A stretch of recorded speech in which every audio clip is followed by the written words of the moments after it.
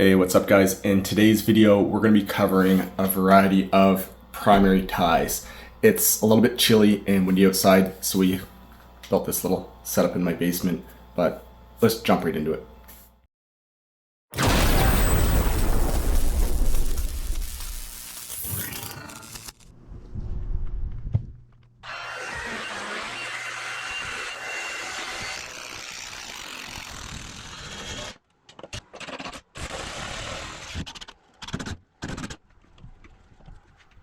Generally speaking, there's two different types of ties, a top tie and a side tie for when there's a corner. Also, you'll encounter it in the field. Most times there's a downward pressure on the insulator.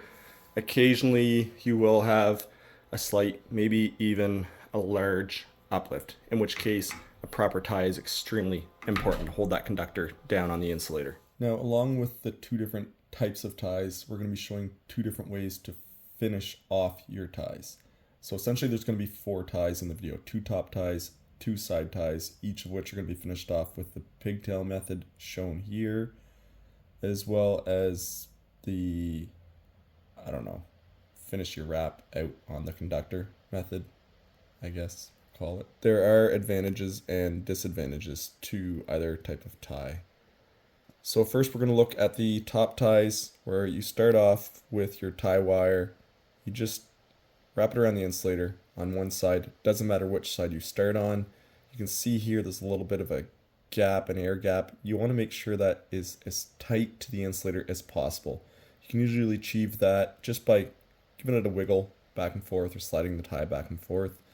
Next, you're going to wrap the tie wire from underneath. You're going to go up and around the conductor on both sides of the insulator. Again, keeping those wraps as tight to the insulator as possible. You can see here, obviously your loops are going to be angled outward slightly, as they do have to go around and clear itself. Always best to pass underneath the conductor, and that keeps the wire tight underneath those ears. And then you're simply going to crisscross around the back of the insulator. Now, here's where I've seen guys do this differently a few times. What I normally do is the wire that's passing underneath. You can see here, obviously one wire goes over top of the other. So the wire that passes underneath, I come underneath the conductor and up and around into another couple loops. And the wire that passes over top, I go over top of the conductor and finish off with 2 more loops. We'll show you guys why that is here with the pigtail. So on the right hand, I am underneath the wire. We are going to do 2 loops right here, keeping it as close to the insulator as possible. Again, wrapping this as tight as possible. You want to try to make contact with the wire all the way around that loop. And with my left hand, I'm going to pass over top of the conductor. Being careful, if you see where my pointer finger is on my right hand, you want to be careful that that grabs underneath the ear of that insulator where it's passing over top. It is a little bit more difficult. And here's the part when you go into your pigtail, the wire on the left, I'm going to pass over top, and the wire that comes out on the bottom, I'm going to pass underneath as I wrap those together. That's going to kind of help cinch this guy up real tight here. So we make our crisscross. Again, we want our first loop to be as close to the insulator as possible. You want to make sure on the left there that that aluminum wire, as it comes off the loop, it passes underneath that ear as well. So we're just going to spin this as tight as possible here. And then you're going to take your Lineman pliers, grab it right in the middle, deep enough that you're not going to cut it off. And you can see it really tightens up that tie around the insulator. And then you're going to clip off your excess waste on your tie wire. And you don't want to leave that sticking out, causing radio interference. So we're going to bend that up around and tight to the insulator. Give it a couple little taps here. When you're tying conductors, you want to try your best not to damage the conductor, making nicks in the conductor or the insulator. So in this next one, we're going to do a top tie again. We're just going to finish off where we're going to spin the tie wire out around the conductor. But we're going to roll up the sides. This is what a lot of guys call a hotline tie or a rubber glove tie. I pretty much do this every time I tie insulators now. I'll show you why in a minute. It just makes wrapping it around the conductor a little easier, but we'll do this in one straight shot this time. It's going to be the exact same tie except for the very finish. So we passed around the insulator and underneath the conductor on both sides, making sure it's good and tight. It was a little bit loose there, so I just readjust that. Crossing underneath. Now, this time, it doesn't really matter if you go over top with the left hand. I always come underneath. Underneath seems to grab it a little tighter towards the insulator. And with these rings that I make in the tie wire, you can see it naturally kind of unwinds on the wire. When we're going to do a demonstration with rubber to show why it's best to roll up your ties like this when doing this energized.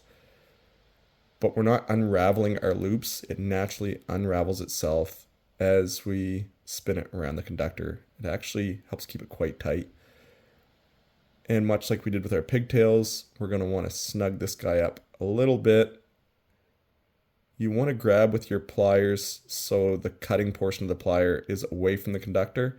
That way, once you get it tight, give it a snip and it leaves a little 1/2 inch to 1 inch tail that you're going to want to fold down over top of the tie wire itself. This makes it easy to grab a hold without damaging the conductor if ever you have to change the insulator or lift the conductors off the pole for any reason.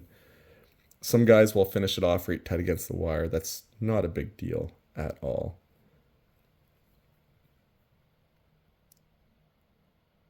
And that's scraping my door all to pieces.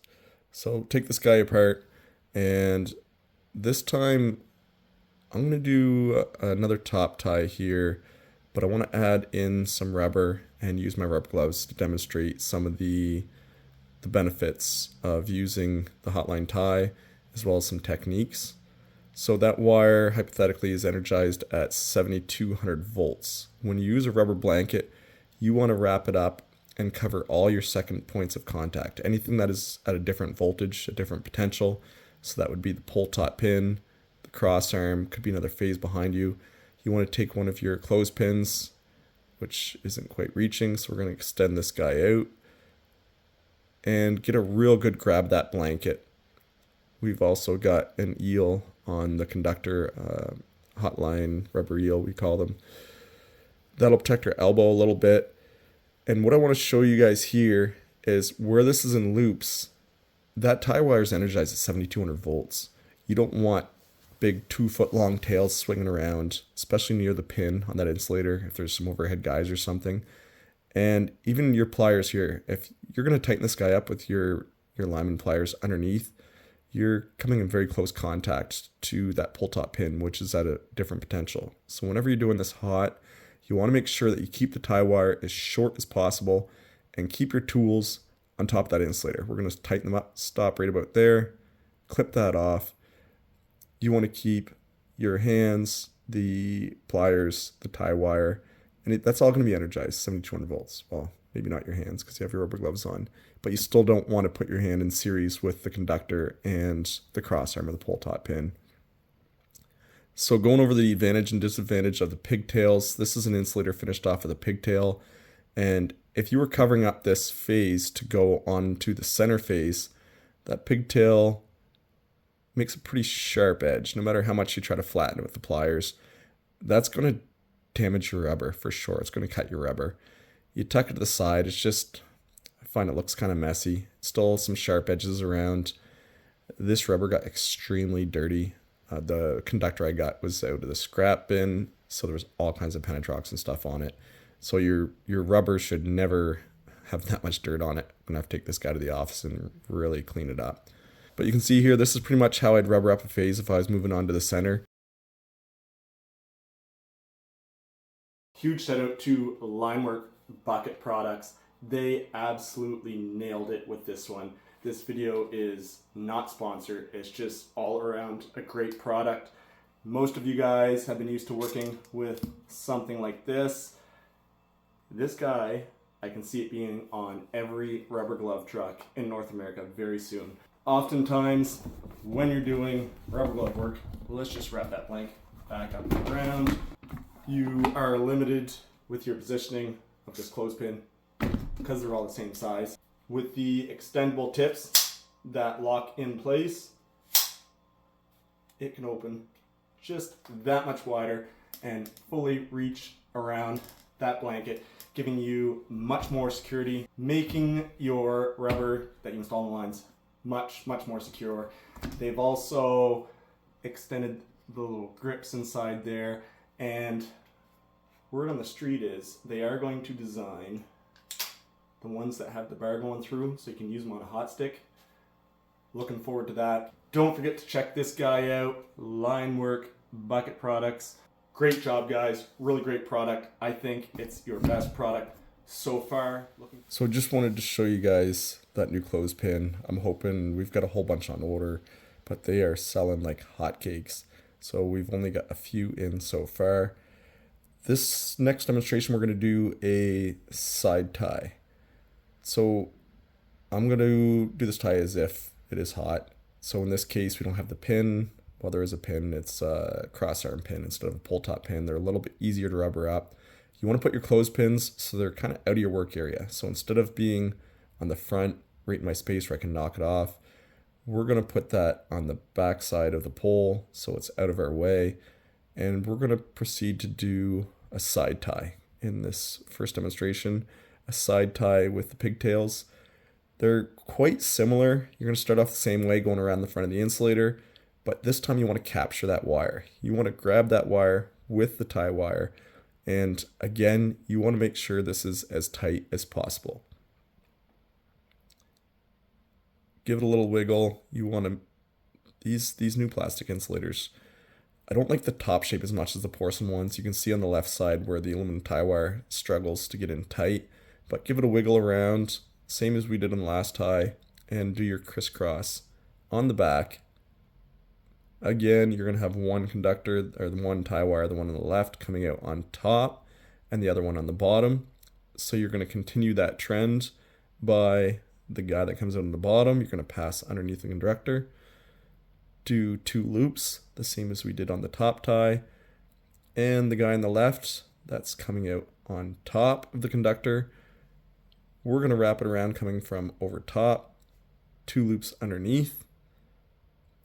And then we're going to go straight to the back of the insulator again. You don't want to do your pigtail on the same side as the conductor. That's how you know where to finish things off. So we're going to bring those guys around to the back. And again, we have one guy coming out on top, one tie wire coming out on bottom. So that's how we know how to arrange our pigtail. That's going to tighten things up even more. I've seen guys only do 1 loop before the pigtail. 1 loop is fine. Our standards show 2 loops. You don't want to do any more than 2 loops because it's going to start drifting the aluminum tie wire a little bit too far from the insulator. Now, what I was just showing there, when you do your pigtail, you don't want to wrap. You don't want to have one tie wire straight with the other one wrapped around it. You want to have both conductors wrapped around together. At this point, things are pretty tight, but that's still sliding around on the insulator. The tie wire was moving around the head of the insulator. Once you tighten this up with your pliers, which we're doing here, it really cinches that wire in tight against that insulator. Cut that guy off. You can see here, if I was doing that hot, I had a piece of wire dangling down near that rubber. That's exactly what you want to avoid. So cut that guy off. I'm going to fold him up and out of the way. And that's pretty much the difference between a top tie and a side tie. There's very little difference. The side ties on the traditional porcelain insulators were a lot easier to do than these new plastic ones. So we're going to do another side tie here. I just want to demonstrate that if the corner is opposite from you, you can start in the back. That's no problem. It makes it a little easier to do the pigtail in the end, actually, if you start away from you, but that's going to depend on your corner. So we're going to do the side tie in the exact same way. Pass around the back of the insulator. Give it a little wiggle. We're going to go around and do 2 wraps. One passing over top and one passing underneath.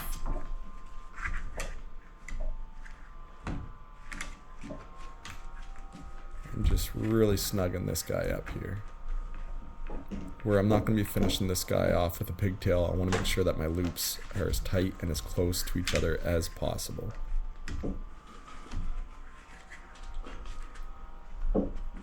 Now, once you get good at this, you should be able to do both sides at the same time, one hand on each wire. This contraption I'm sitting on my concrete floor was sliding around on me a little bit, so I'm trying to half sit on it and half hold it with my other hand while I'm working away here. Another reason why it's a little harder to snug things up. But much in the same as we did with the top tie, we're just going to spin that out, 5 loops, and using our pliers, we're going to snug that guy up. Things are pretty tight as it is.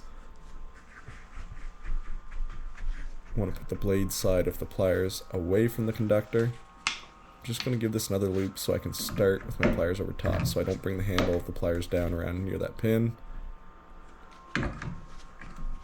And for some reason I went all the way around, which is perfectly acceptable if it's not actually hot. If that was energized, you do not want to spin your pliers all the way around like that. That's why I did that, just as an example for the video, I'm sure. One last thing I want to show you guys here. So this is kind of a bonus tie. This isn't in our books. It's a tie that I really like to do. I find it holds really well, and it's good for when you're doing rubber glove work.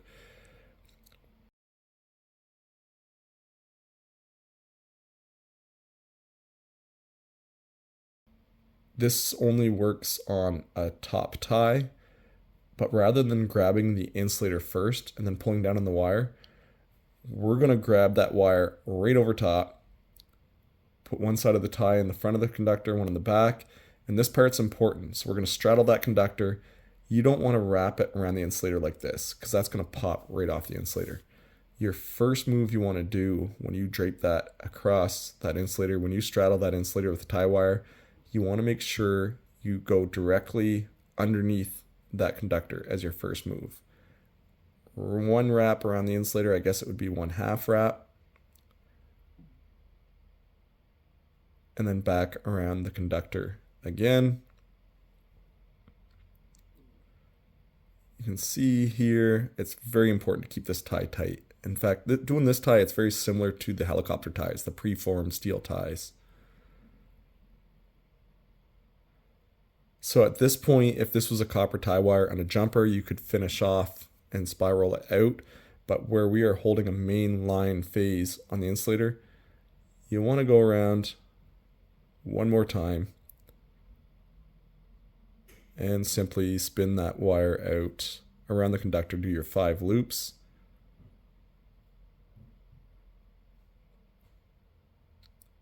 Being very careful to keep those loops as tight together as possible. And then we're going to finish it off with the pliers like we did on the other ties. If your tie is done correctly, if a phase comes down, that aluminum tie wire should have no problem holding that phase up in the air. Even though it's not dead-ended, it should not slide through that tie wire at all. Unless maybe it's number 6 copper weld or something. I'm just showing here, if that was energized, how close your plier handles can come to that dead short. So that's why you want to have that all covered up. But let me know what you guys think of the video. I was debating doing a little 2-minute tying it real quick video or going more in depth. I can certainly do another video and just cover these a lot quicker. Appreciate your comments as always. Be safe, guys, and we'll see y'all soon.